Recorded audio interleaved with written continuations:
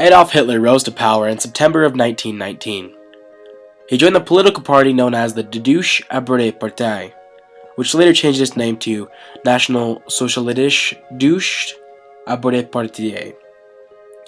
It was anti-Marxist, or anti-communist, and it was organized mostly because of Russia's rise to being known as a great power during the Cold War.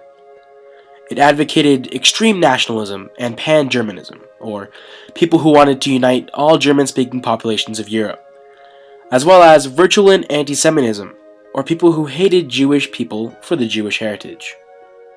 President Paul von Hindenburg appointed Hitler as Chancellor of Germany on January 30th, 1933.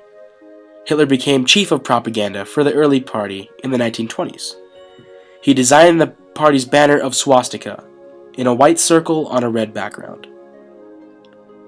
Throughout 1920, Hitler began to lecture in beer halls, particularly the Haupthaus, Strunnecker Bra, and Brugger Badkeller, all located in Munich.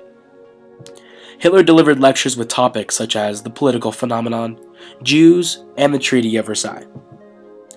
With his rise of power beginning at a rapid pace, the only thing he needed to be successful was the support of the German people.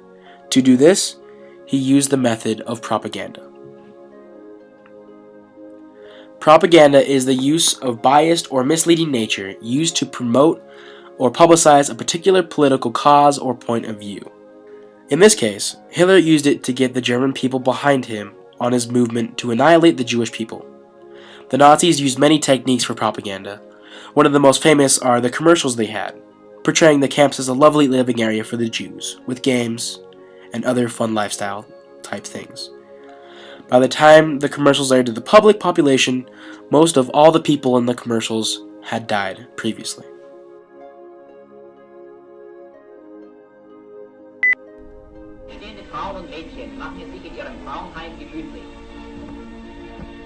In contrast to reality, the Nazi propaganda film of 1944 shows women being quartered in a residential hut. It does not show the horribly overfilled barracks and attics where most of the inmates lived, only those sleeping quarters specially prepared for the film. Instead of the omnipresent three-tiered bunks, one sees only two-tiered bunks. The top bed has been removed for the filming. Where in reality 20 people squatted round a table, were now sat only 6, apparently enjoying a life of leisure in the style of a feature movie.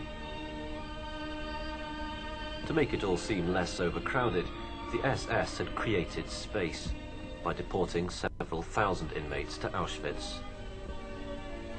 The film simply does not convey how the inmates really experienced life in these huts. Another important part of how Hitler was able to appeal to the mass population was he wrote his own book prior to his rise of power.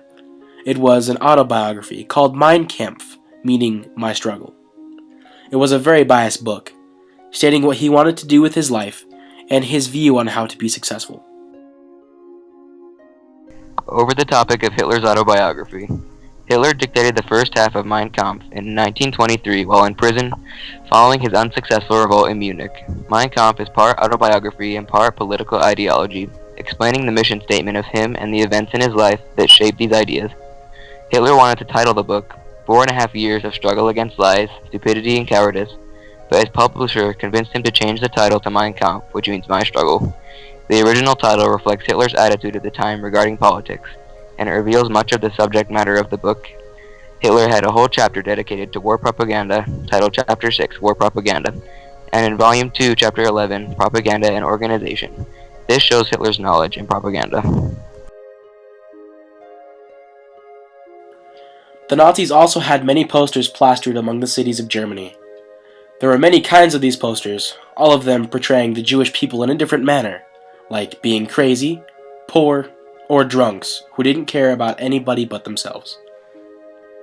The Nazis also had a monopoly on the press business. With the only newspaper being printed in Germany being their own, the people had no other reference to other sources. A lot of propaganda was based off the bar mat scandal. The bar mat scandal happened in 1924 and 1925 in the Weimar Republic by the Nazis.